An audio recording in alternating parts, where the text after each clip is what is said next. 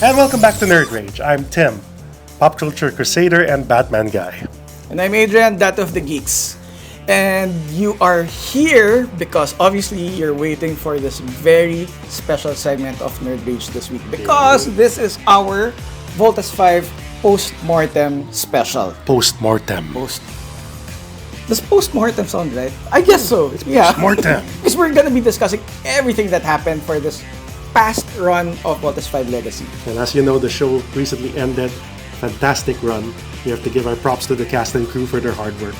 Naiyak ako during Yeah, definitely. when Zardos, and Daddy Armstrong was like, Yeah, how about for us, we had to see it twice, animated and live action. oh, diba? Sakit, grabe. Sakit. But you know what? We have friends dropping by this week. Yeah. Oh, yes, we do. Yes, we do, because as we promised last time, flashback sequence. Time is baka maybe we can have a part 2. So as we go along. So Yes, yeah. especially Maybe- closer to the end. Yes, yeah, maybe closer to the end. So we can set up the finale very nice. So let's bring in Direct Mark already. Let's rope him in. Hello, Direct Hello, Mark. Direct! Tan, tan. Yes, Right Direct here. Mark. At, ganito pala. Hi! Hello! I'm back. As promised. Yes, and hindi lang si Direct Mark yung nandito sa Nerd Rage this week. We have a person from the cast from Voltas 5 Legacy. We have to bring in Jamie! Jamie! Come on! It's Jamie! Wilson! Jamie! Oh. Commander Garth from Voltas 5 Legacy. So thank you very much for coming over to Nerd Rage. Of course. Gracing Thank you. us with your Thank you guys for presence. coming. Of course, Yes. of course. And of course, last time when we talked Direct Mark, you said you wanted part 2. So we're giving everyone a part 2. Now, ang first question off the bat, kamusta ka ngayon? My life is Sayo, back. baby. There's no more stress every day, when we get the ratings or I have to edit the episode. You don't know how close we were. Like we had to edit that wasn't the plan. We were supposed to be done with the editing a month before while we're running, but it didn't happen that way. There were things that happened. We had a 2-week extension that really messed up the schedule. Because of that, we had to end up editing on almost a day before or 2 days before. So, kasi last time we talked, parang you were relieved na, now there's a window of time. Yeah, there everything was. in the can. There was. And now you had to go back to that grind. Yes. So, what led to that? Headaches of success, I guess. The network decided that they wanted to extend basically the series because it was doing so well. And then we had a chance. We only had 2 weeks window because in the grid of GMA there was another show coming in, and we can only extend it so much. And then of course it's in the contract that we cannot extend too much that's out of the anime. Right. But like what I told before, that the story of Arisa and Takeyo is actually Gilgan's story in the anime. We just humanized them because at that point we had no more time also to create another beast fighter.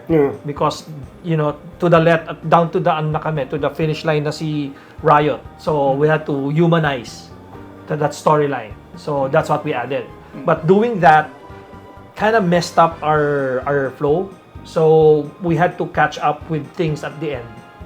Wow. Yeah, so sleepless nights, for the GMA production post-production team and for Riot as well.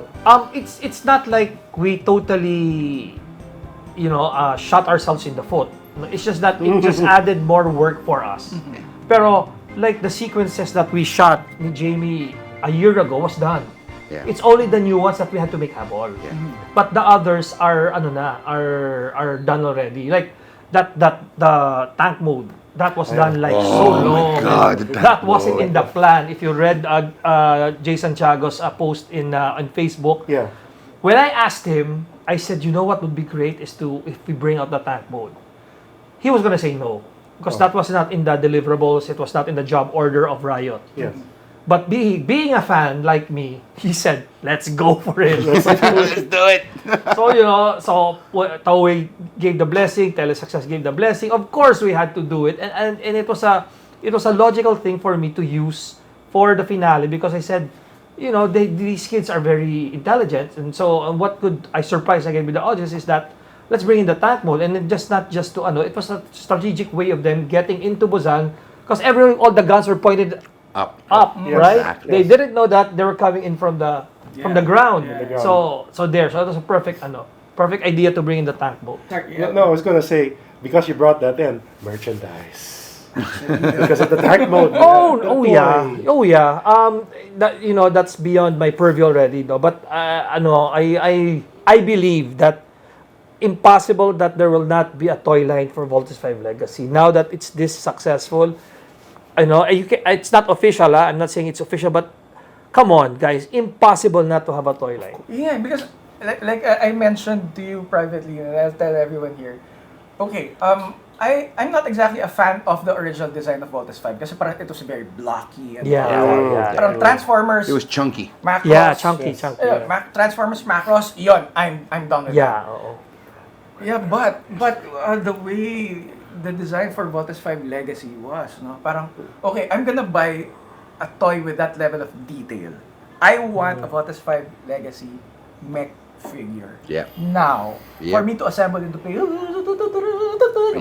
tapos bilang, ito si Steve, si Mark, boom, Boom. bangga kayo, ganyan, stuff like that. Yeah. when we saw the designs of what you call this of Voltes 5 on paper or when it was presented to us, so it was okay, it was interesting, but the thrill was when we saw the what you call this, the animatics, the wireframe of the vault in sequence the first time. Half of us were crying, half of us were screaming. And then we saw that whole process from the animatics to the wireframe to the actual CGI. So it was really mind-blowing. Yeah, and then finally when we saw it on the big screen, in the cinematic experience, diba? there. Cried. You saw the magic. You saw the When I magic. sat Yeah. in the couch, giving my first-hand experience and being with you guys, I felt like a 7-year-old kid again. Yeah, tsaka the first vault in sequence. People were cheering. Yeah. And, speaking of people cheering, parang I know one person here who has been cheering even before he got cast. So let's talk to Jamie Wilson. Wilson. This Jamie. The less sexy Jamie, sorry. or the sexy Jamie. Oh, it depends on the market. So how is it like for you when? Kasi before this, you really wanted to be. I did a screenshot of my first conversation with Mark when it was announced that he was doing Voltes 5, and basically it goes like this: I have to be a part of this. You don't have to pay me. You don't even have to feed me. I will play anything. Incompetent scientist number 2, taong natapakan ng Beast Fighter. I just need to be a part of this because it's my lifetime. It's my childhood, and this is once in a lifetime. So really, I would love to be a part of this. And he's like, oh, ha ha ha ha. You know how cryptic he can be. Ha ha ha ha. So Okay. usually, it's like parang non-committal. Yeah, ha ha ha ha. And then, months later, after the pandemic, this was in January 2020 when it was announced. Yeah. So this was about a year and a half after we were discussing, because I became a safety officer during the lockdowns. We were discussing it. And the very I know awesome one he's. during the pandemic. I know he Yeah. had shot already. He had started it, and I'm just reminding him, like, come on, incompetent scientist number 2. Not even number 1, number 2. And then he gets back to me. It's like, Jamie, expect a call. And I'm like, what do you mean? Like, somebody gonna take me out? What do you mean expect a call? Am I being deported? What? Just May expect a Beast call? Fighter na dadating sa bintana. Oo, di ba? Maabdak ba ako? And then he said, expect a call and give your schedules and let's go. And but then of course, then he messages me again, be quiet about it. You can't tell anybody. I'm like, can I tell my wife? Yeah, of course, but tell her not to tell anybody. And it was the most exciting thing.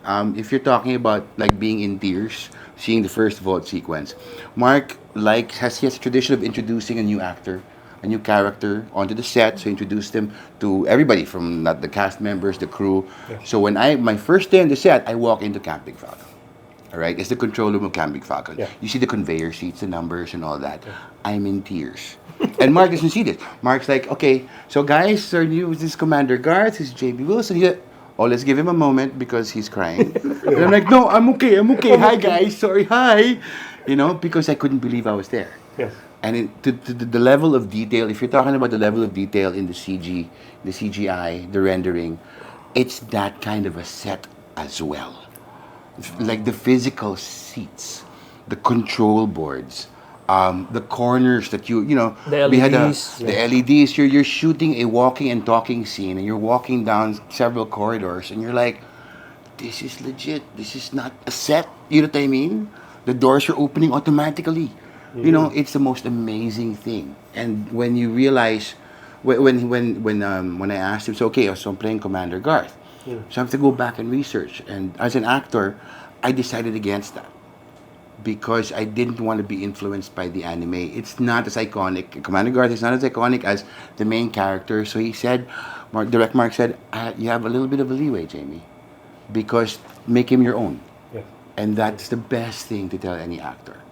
And then he realized that, he had a really huge kid playing on the set during our shoots, playing with the laser rifles, making the sound effects. Choo, pew, pew, pew. Jamie! During an action scene, take. you did the pew Cut. pew. Yes, I did the pew pews. He did it. And then on the God mic, Jamie, we have a budget for a sound designer. You don't have to make the sound effects yourself. And I'm like, oh my God, I'm so sorry. The inner child has spoken. Yeah, but you've been doing that since you were a child. Then I don't think Jamie knows it. I had to tell my prop department, you have to make a big gun. You cannot give him a small gun. He used to have almost like a bazooka. That's what he had. So that's what he was holding in the...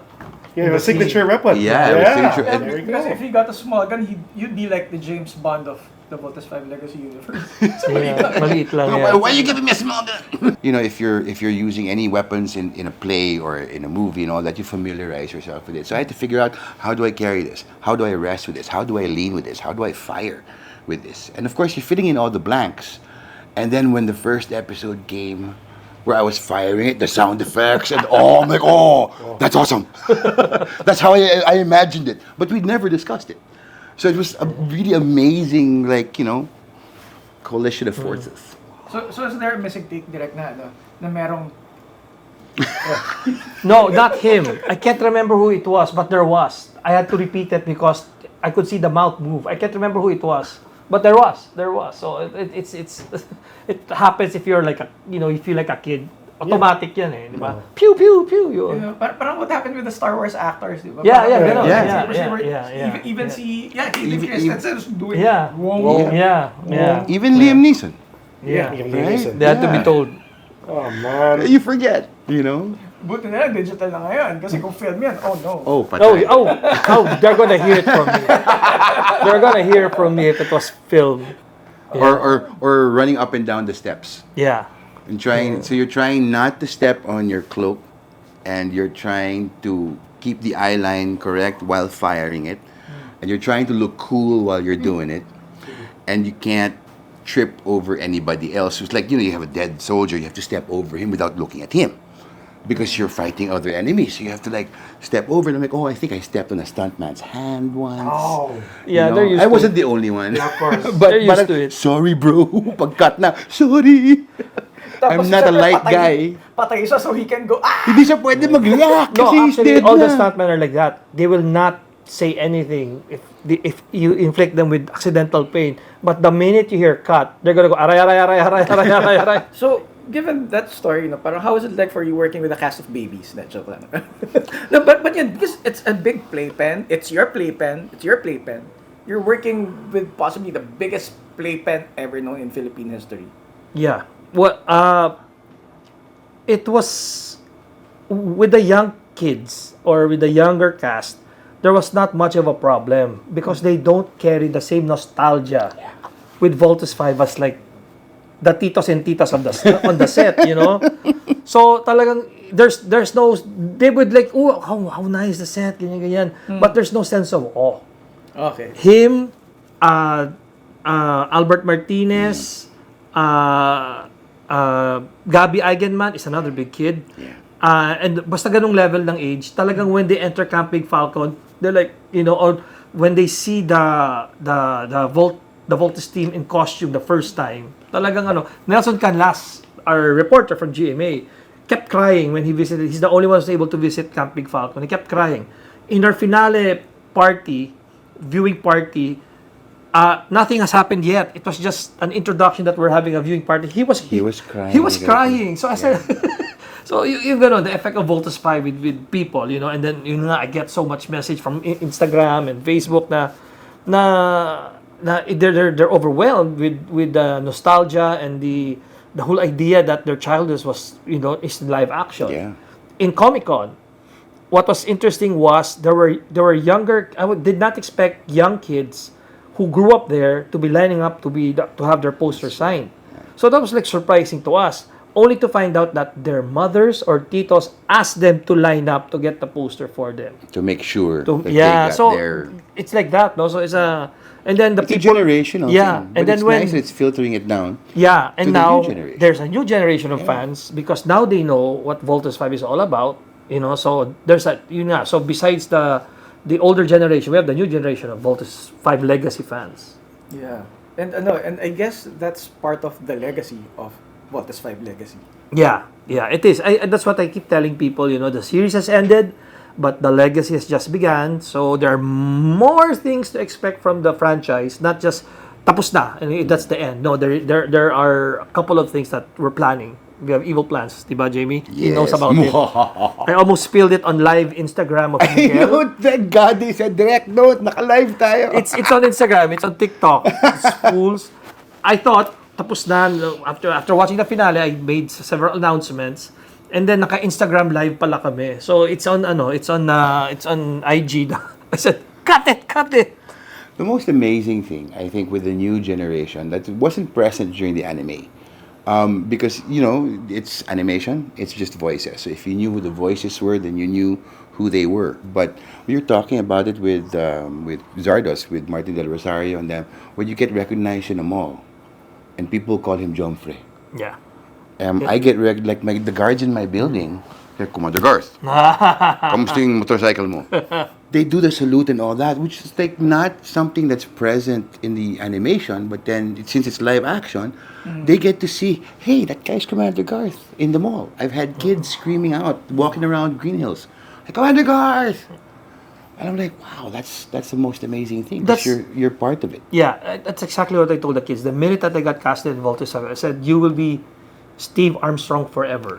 There may never be, I certainly doubt that there'll be another Voltes 5. I told them, you like what they said, forever mo na yan dadalhin. So, they have to wear it with pride. And then, I'm just glad that the cast that I got, walang sakit sa ulo. The Toy-Con here, Yeah. when I joined you guys, I had never been on that receiving end of, like, we had bouncers lined up escorting us to the stage, and people were grabbing you, and they didn't even know who I was. They knew the Voltes team, but they didn't know who I was. And since I was part of the walk, they were grabbing at me, and it was the most amazing experience because you were on the receiving end of people who were hungry, who were excited, who wanted to support, who lined up for hours just to get a poster, just to get a T-shirt. And that's the most amazing feeling, that I see a Voltes 5 T-shirt now and I'm like, I was part of that. And I can bring that with me, till my older age. I can't say old age, I'm old now. But in my older age, I can take that with me. Voltes 5 was the first time that I realized that as an actor, when you shoot television or film, most of the time as an actor, you're in a tent, you're waiting. Right? You're studying your lines, you have your lines down, and you're just waiting for you to get called. Voltes 5 was my very first experience, and I realized I don't want to stay in my tent. I want to talk to the DOP. I want to talk to the grips. How are they lighting this? How do I act to a green screen? I was hardly ever in my tent. And it's made for when you're shooting 12-hour days, 14-hour days. The day passed so fast. Na parang, pack up na. I was having so much fun, even outside of my scenes. And when we would be shooting scenes of us reacting to, a big battle between Voltes 5 and the Beast Fighters. And of course, we can't see it. right? Because it's going to be added in post. And, Direct Mark is calling out the weapons suites on the mic. Okay, Ultra Electromagnetic Top. Okay, Voltage Bazooka. And we're all reacting because we all sort of know how it looks like. Yeah. And the control when the Solar Falcon was getting hit, diba? All the pyrotechnics going on, all the lunging. Yeah. It's like Star Trek that they mastered that 1, 2, 3 left, 1, 2, 3 right. Ours also we have intensities. Intensity 1, small explosion. Intensity 4, big explosion. Intensity 5, jump. Yeah, you're knocked off your Yeah. feet. So it was quite interesting. And then it's all to a green screen, which I had never done in my life. Actually, I've been meaning to ask you this kasi you're a theater actor. Yeah. So, parang you're used to working with your imagination. You're used to working with less. Yes. Pero was there a difference between working in theater and working with a green screen or a blue screen? I had to consider, because I'm also a technical director for theater and for concerts and all that. And so I had to sort of I got an idea that once you do a take 2, take 3, you do multiple takes, right? I did realize that I had to keep my eye line the same. And what my controls, at least the rhythm of what I was pressing on the board Should be the same. should be the same, so that if he had to choose an editing point, it wouldn't be too far. And that was quite interesting because I would literally be imagining space debris, spaceships firing, and all that. And I would just imagine the same ship each time. But it was kind of very technical in a sense because you can't deviate from your eye line or else he's going to have a headache editing it. So it was quite interesting. Yeah, and it's not like, okay, we have the script for the week, we shoot it chronologically, or more or less. We were shooting, okay, from week 7, we jump to week 15, we go back to week 8, we go back to week 9. Yeah. So that whole continuity thing was, thank God, we got away with it. There are no major screw-ups. We caught it on time in editing. If you notice, there were times that my security had masks on, only because that was lock-in. So the security in one scene is the medical personnel on the next scene, or another person on the next. So we had to cover their faces because we just had a limited number of people. Yeah. And can you imagine running a Camp Big Falcon with just X number of people that were allowed? Yeah. I think that time, 50. what was that? 50. 50 people. 50 people. So, plus the crew. Diba? Crew included yun, ha? Crew included. Total yun. Total number yun. of people So, yan. can you imagine how many lang I think 20 people lang. Siguro we augmented it lang with to 60 people siguro. But pero yun, 50 inside the set. Yeah. Total. Total, 50 inside the set. You can't go beyond 50. So, can you imagine how you think there's so many people in Camp Big Falcon? And the optical illusion of the uniforms running around was really useful. But there was one scene. I had these 2 guys that I always use. They were the ones that stopped Ned Armstrong, the fake Ned. Na bumalik na kayo sa ganyan. Then they got beaten up. I cut to as the Voltes team looking for, nasaan si Ned Armstrong? They were talking to the same guys who were supposed to be in the beach. Thank God it was a long shot and they were wearing masks. Talk about maximizing your resources, those no? little things, It's very British. It's a Doctor Who, parang having these same people back and forth. Or like sa Doctor Who, parang it's the same short corridor, pero different angles. The Camp Big Falcon, Yeah. You should see how small it is, but it's so big. Yeah, yung corridor sequences nyo, parang ino-observe ko parang, oh wait, it's the Doctor Who trick. Parang, galing. And it worked kasi parang, again, changing the angle, especially with the set as detailed as yours. Parang. And I loved it, when you'd walk into Camp Big Falcon, there are several configurations.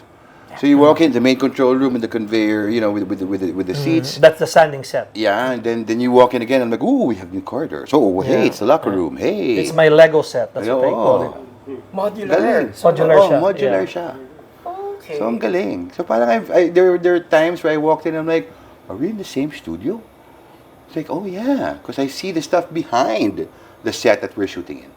So, reconfigure. Welcome to the third world. How I wish I had like the set of a whole sound stage, no? yeah, Star Trek Strange New Worlds, but it's all is a standing set, so they have all the space. Virtual set, Yeah. virtual backgrounds Yeah, and all that. yeah. So,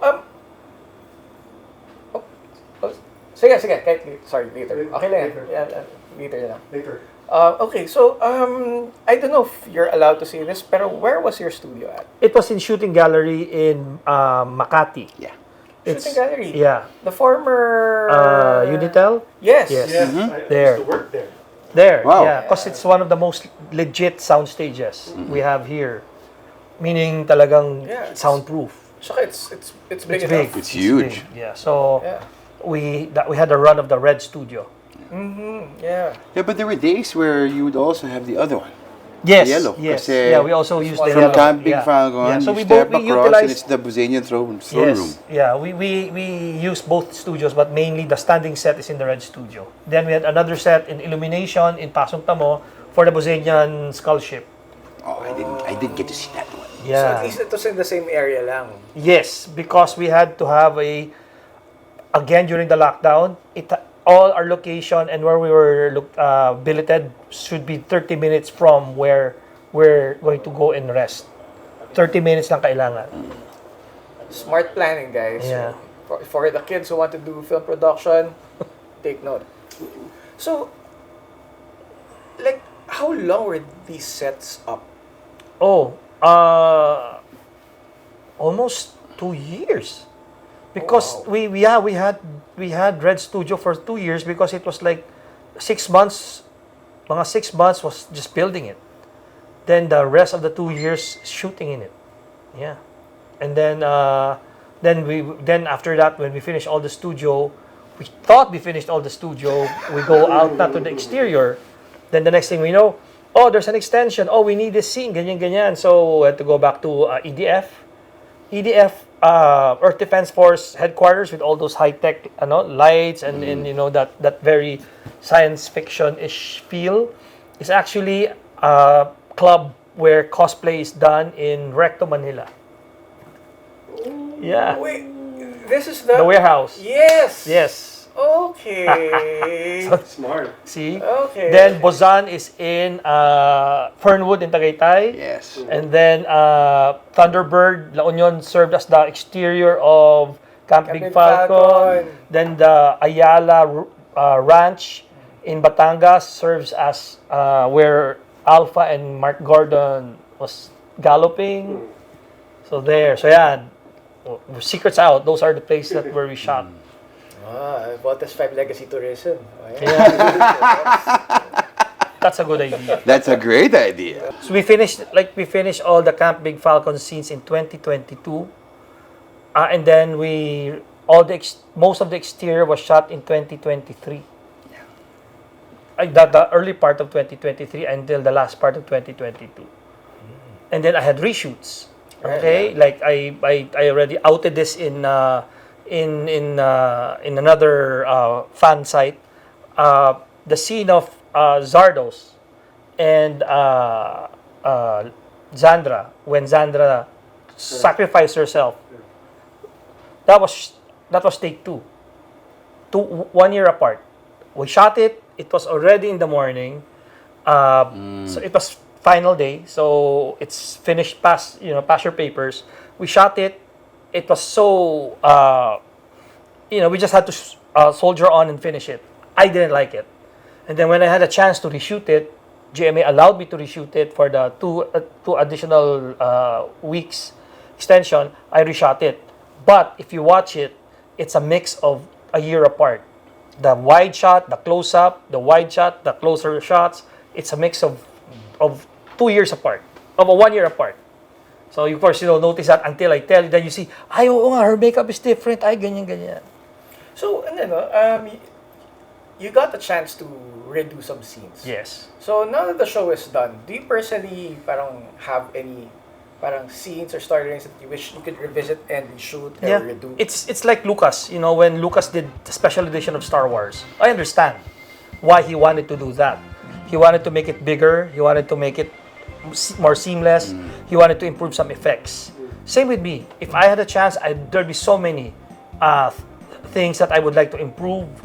And then it's just missing out. It's the smallest thing. Like I wanted to improve the entrance of Commander Garth, stuff like that. Or I want to have more planes flying. Yeah. I want to see more people in the world domination act in Tokyo, in Japan, in whatever. Those kind of stuff. Yeah, definitely. For improvement. But overall, I think it was mission accomplished. Thank you very much, guys. But, stay here for a bit more because we have fan questions coming in, courtesy of the Nerd Village Facebook page. And Nerd Rage will be right back.